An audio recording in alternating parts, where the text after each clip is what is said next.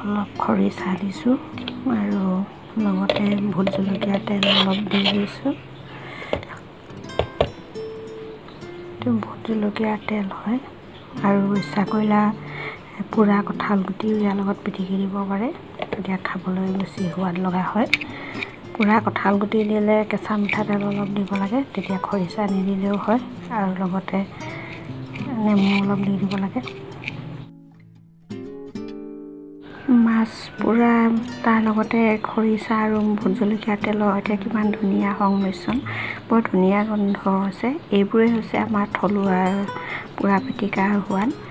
আৰু মই মাছটো যিদৰে পুৰি দেখুৱালোঁ টাৱাখনত তেল নোহোৱাকৈ, এইটো আগৰ মানুহে খুব এইদৰে পুৰি খায়।